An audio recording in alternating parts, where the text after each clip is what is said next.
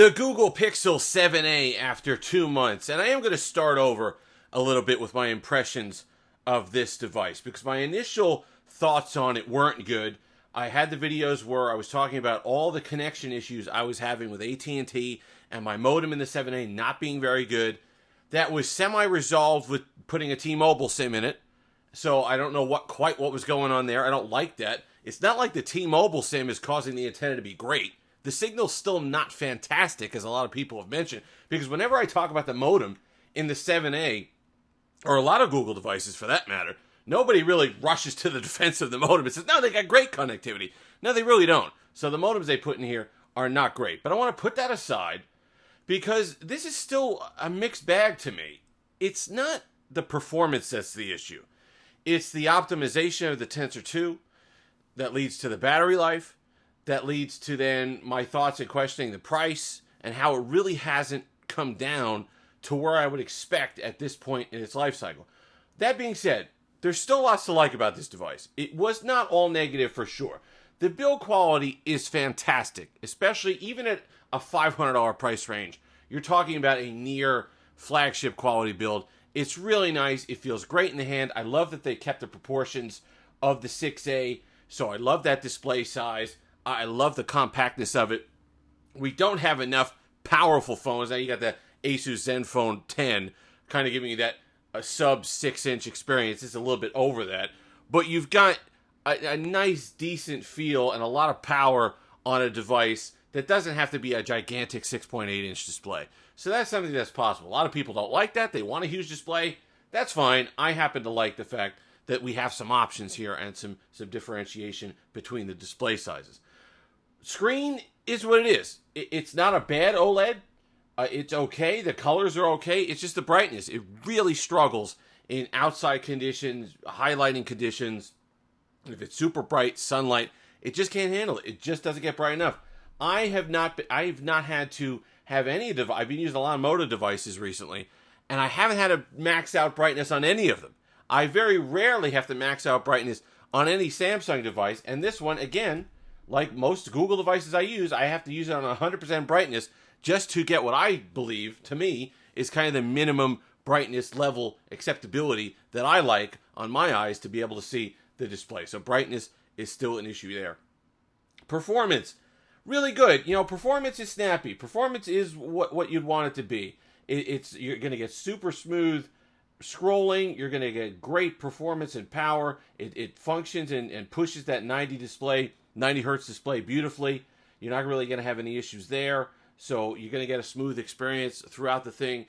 Power itself is not really the issue, as I think just based on raw performance, the Tensor 2 is kind of that near flagship experience we were promised from the start. And then, of course, you add in all the AI stuff and all the Google Pixel experience extra stuff, and you do get some bonus functionality there. However, the optimization that they eventually got to, now, don't get me wrong, it took them 2 years almost, well, a year and a half, to get the Tensor 1, the first generation Tensor, to a point where I felt it was properly optimized and power efficient, right? So that when you first got your Pixel 6, you don't tell me you got to wait in the adaptive battery and the learning. That's all nonsense.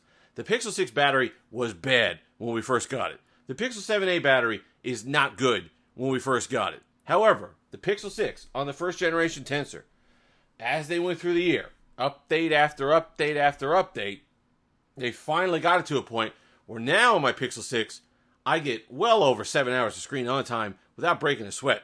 They've really honed that one in. I have not felt that yet on Tensor.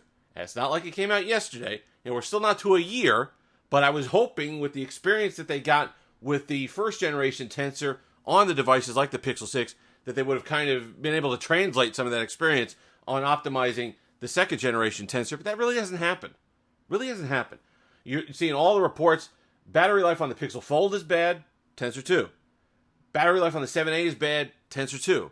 So I'm noticing a trend there. They really haven't locked it in. Well, whether it takes a year again, I don't know. But I just feel like that should not be, for a company that prides itself on software, it should not take a year to be able to lock in and get maximum battery life and efficiency out of a chip that you helped kind of piece together. I know you didn't build it. I know you didn't fully design it. You kind of used the base of another chip. But you kind of added your own stuff. You were part of the design process. So I would hope that you kind of have it locked in a little bit better. That goes to the heating as well. That's power inefficiency. That's all that is. That's a lot of what that is. So you're going to feel that. I don't have as much heating issue on my 7A as other people. That seems to be phone to phone and usage to usage. But it's still annoying when you have that problem because it does affect battery life even more. So that's something that you have to look at. This is running the July update. I have no issues with that. I know the June update was a little late. July update, relatively on time. So that's not an issue. I haven't noticed any, even with the June update, any kind of earth-shattering feature drops on this device yet that would really kind of upgrade it. But it already had a lot of nice stuff on it. That's one thing. They might be late on the software updates. They may have all kinds of issues, and I have my disagreements with Google stuff all the time, with the hardware choices they make, and the software choices, and the pricing, which we'll talk about in a moment.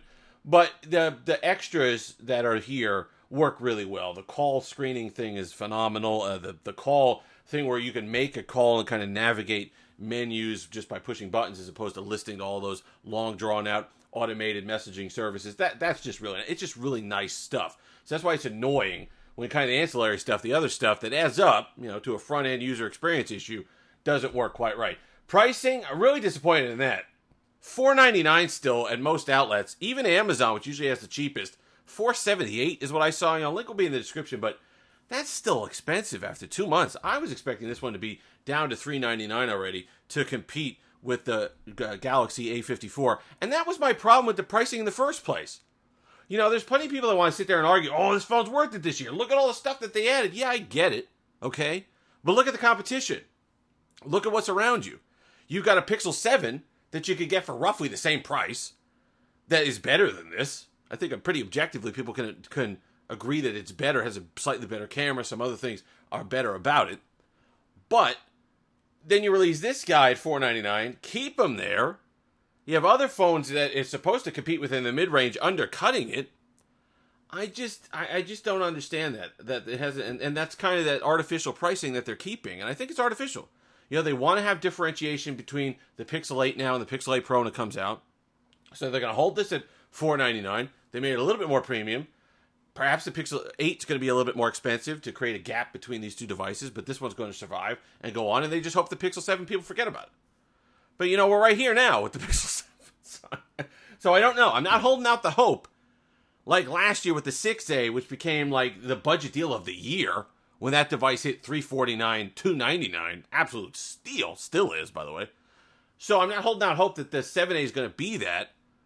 But, it's just disappointing. It's just regular. It's Google being Google. It's just goofy things that they do that kind of get in the way of the excellent stuff that they are capable of if they just cleaned up some of these things. So that's very strange to me. Charging is pathetic. Everyone crowing about that wireless charge that they got. It's 5 watts. You're not really going to charge on that. And the fact that you run through battery so fast, less than 5 hours of screen on time I get with this guy, and then you got to sit there forever and charge it back up. So it just doesn't make any sense. Face Unlock, though, fantastic. I think I mentioned that earlier. Just absolutely brilliant experience. Love it. I haven't had a problem with my fingerprint sensor on this one, but I'm glad that they have it on devices because it's snappy and it's fast. Overall, it's positive, right? Overall, it's positive. It's just that there's like a couple things that just, kind of stick in your craw after a while. That you just don't want to keep dealing with device after device after device when you'd hope that they'd be able to clean them up. And power efficiency is certainly the one on this device because it's nice. If it had a better modem and a slightly better battery, I would be jumping up and down screaming for this. I still like it a lot. Like I said, $3.99, buy this. $3.99, buy this. Anything more than that, wait a little bit. If you've made it this far, like, comment, subscribe, all that fun stuff. Until next time, have that Steve-licious day.